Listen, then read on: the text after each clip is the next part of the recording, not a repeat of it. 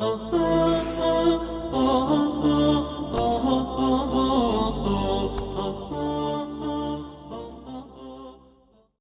sebenarnya Syiah sama Sunni itu dari dulu sudah ada.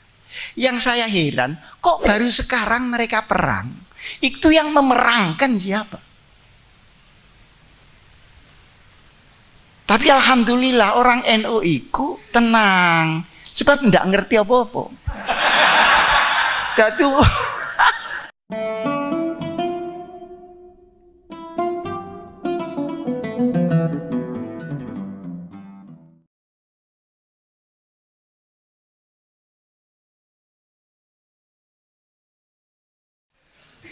Sekarang setelah Gus Dur jadi presiden 99, ini ada peristiwa besar di dunia dan ada peristiwa besar di Indonesia. Nah, ini dua. Yang kedua, yang di dunia apa? Begini, komunisme internasional yang dulu disebut Komintern namanya, itu dipimpin oleh Soviet dan RRC. Kalau di Eropa dipimpin oleh Eropa Timur, Polandia, dan sebagainya. Nah, blok Barat ada blok sendiri dipimpin oleh Amerika. Nah, ketika itu blok Barat sama blok Timur ini musuhan. Nah, komunisme lahir itu tahun 1922. 4 tahun sebelum lahirnya Nahdlatul Ulama. Tapi 8 tahun setelah lahirnya Muhammadiyah, lahirlah di dunia ini komunisme. Nah, bergerak begitu dahsyatnya, ratusan ribu orang mati di seluruh dunia. Akhirnya tahun 1992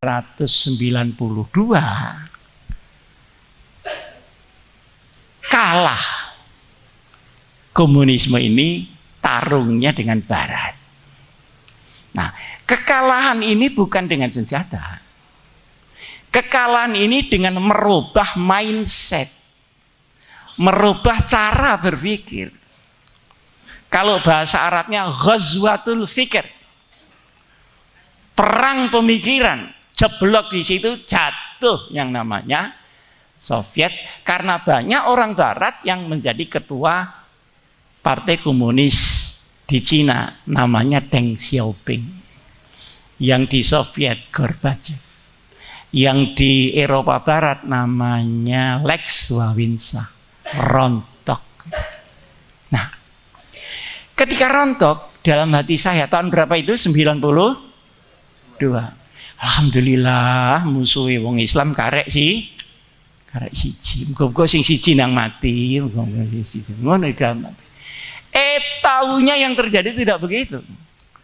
Yang timur kalah sama yang barat, yang timur gabung yang sama yang barat, membuat konsep menyerang daerah kaum muslimin dan umat Muhammad Rasulullah sallallahu alaihi wasallam. Ini yang banyak tidak diketahui orang. Karena jarang yang wani ngandakno. Lah Pak Asim kok wani? Iya mergo aku wis wong tuwa. Aku wis ora kepingin apa-apa, kepingin alal haq menuju husnul. Ini harus dibongkar. Akhirnya tahun 1997, kan 5 tahun ya. Di Barat itu ada buku namanya judulnya Clash of Civilization. Pernah dengar enggak itu anak-anak? Itu isinya ditulis oleh Samuel Huntington. Isinya begini, bahwa Barat sama Timur Tengah tidak mungkin bisa bersatu. Isi ini kata perang. Jadi menurut saya itu bukan clash of civilization, tapi clash of interest and proxy war. Nah, menurut saya ini buku bukan menjelaskan, ini mengancam.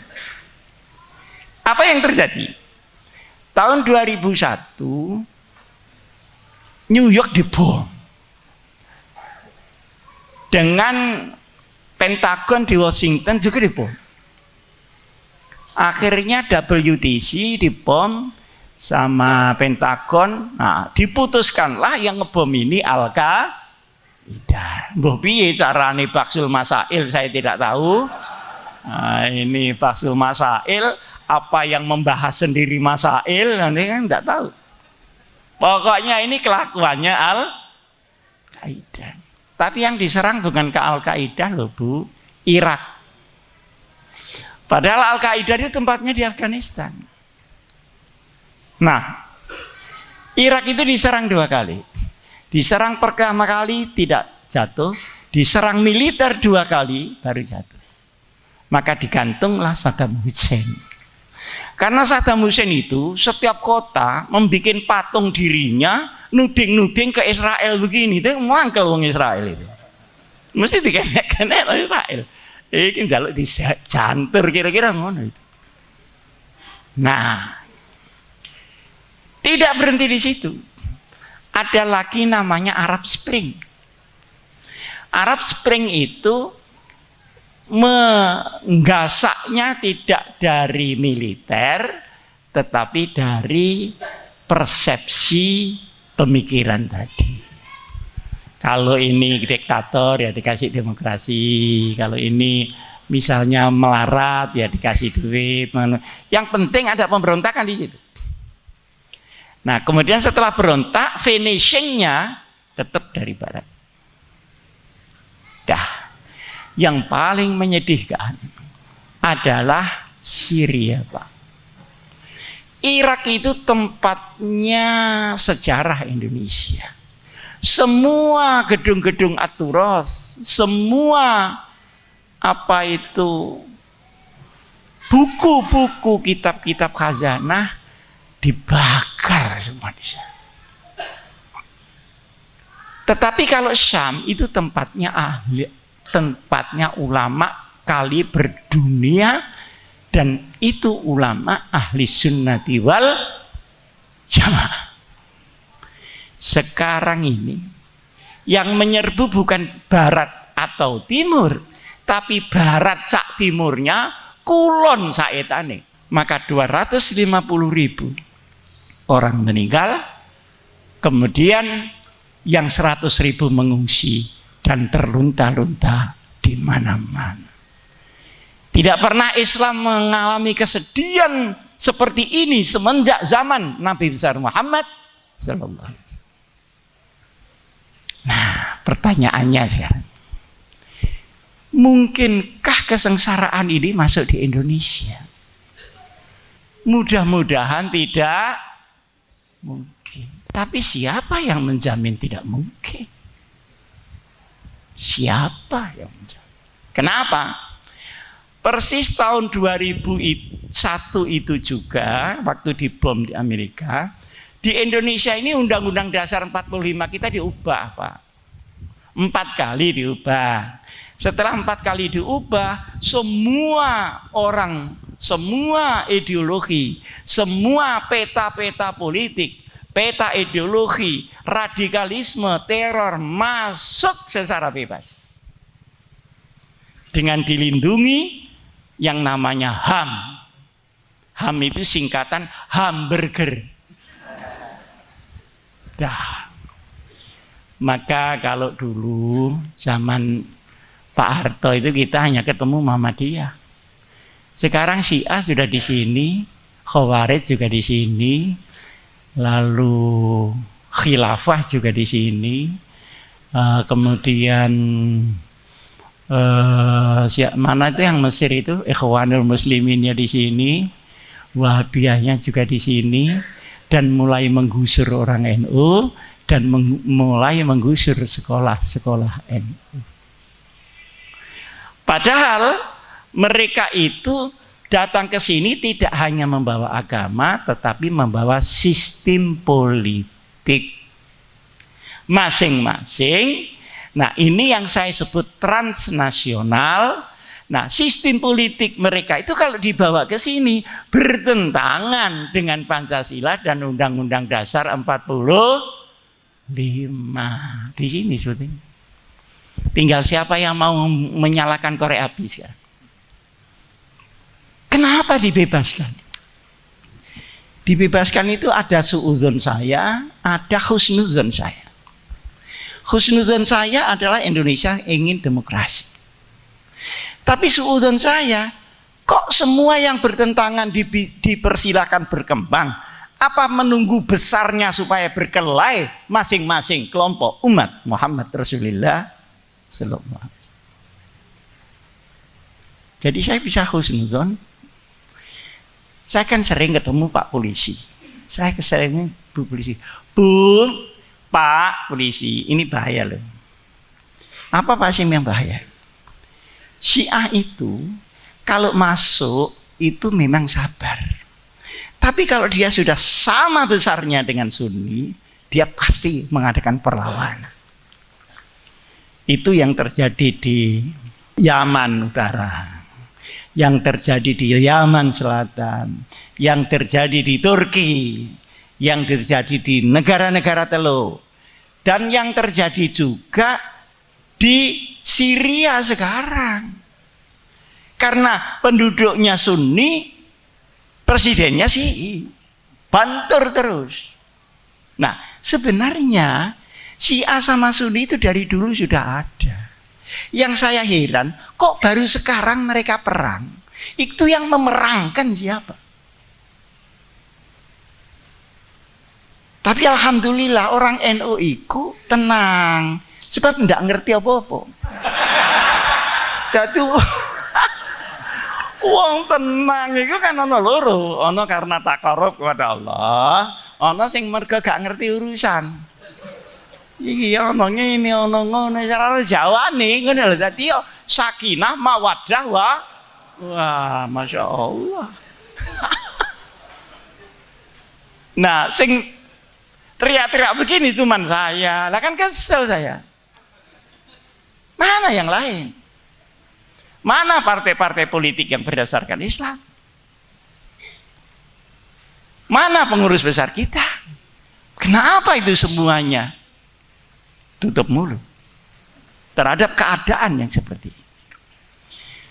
Lalu saya ini ijtihad pribadi, wis mbak bener mbak salah. Pokoknya ngene. Ini umat Islam ini harus dikhitohkan. Sebab kalau tidak, pasti ada tangan jahil yang mempertentangkan mereka. Satu ketika pimpinan Hizbut Tahrir, pernah dengar Hizbut Tahrir apa enggak? Nah, datang ke rumah, gelisah dia. Rupanya sudah kroso iki awalnya dihantumi wong akeh, kira-kira ngono. Jadi orang yang datang ke saya itu golongan sambat dok. Ini ono duit gak kira teko ning nggonku. Nah, datang ke rumah. Gimana Pak Hasim? Gini saja Pak Ismail. Pak Ismail kan ketuanya. Sudahlah, sampean kalau di Indonesia ndak usah membawa khalifah, ndak usah membawa anti NKRI, anti Pancasila. Nanti sampean repot di jalan. Satu.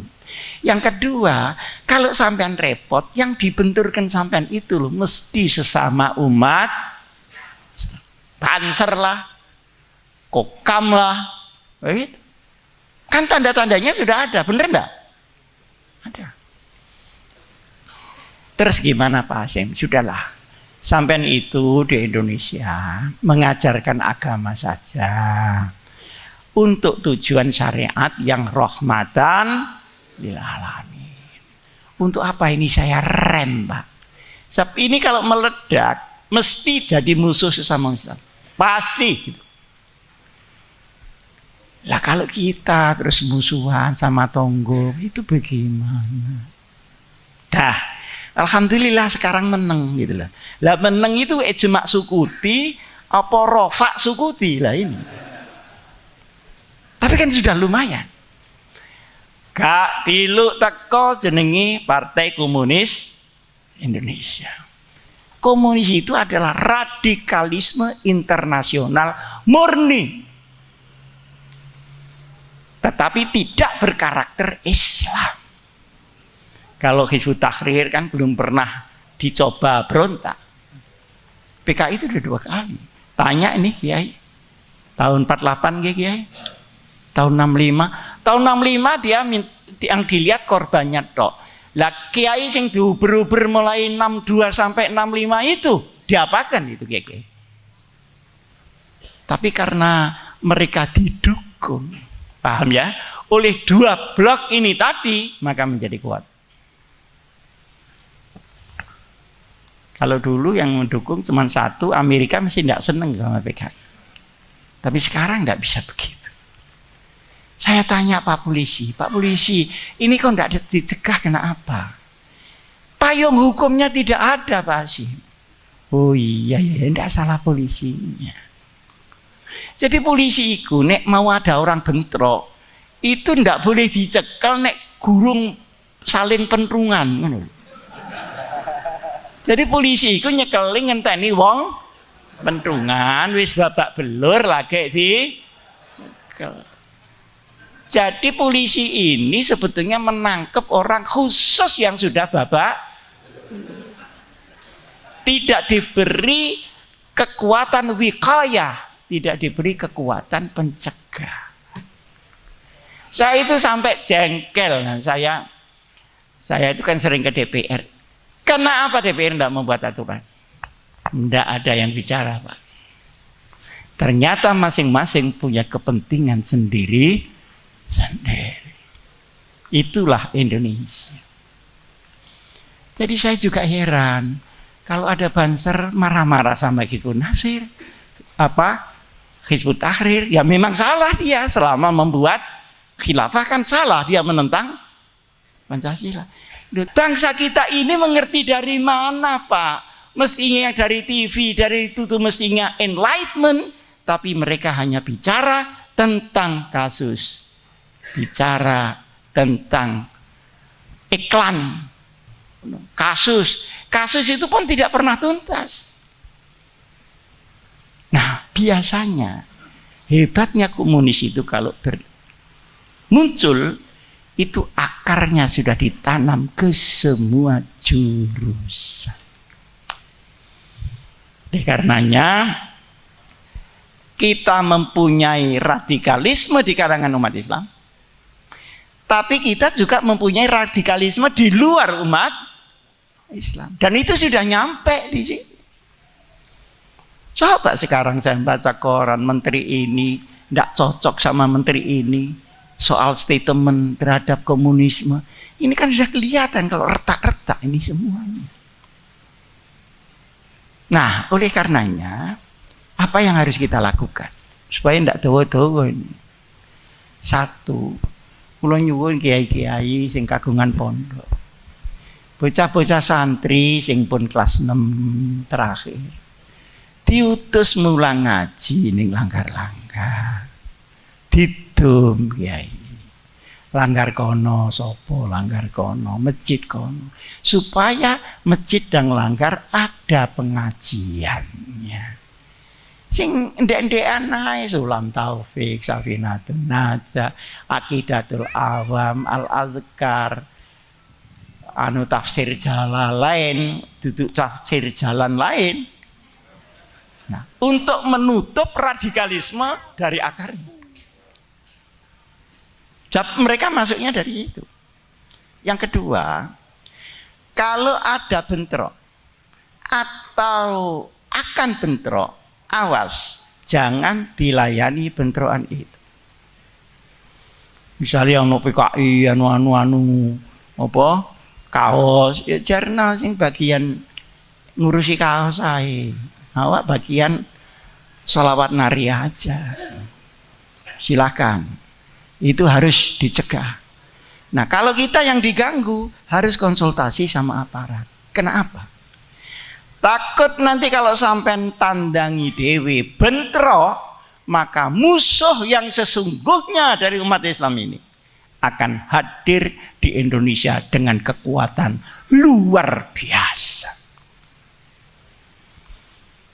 Innal muluka idza dakhalu qaryatan afsaduha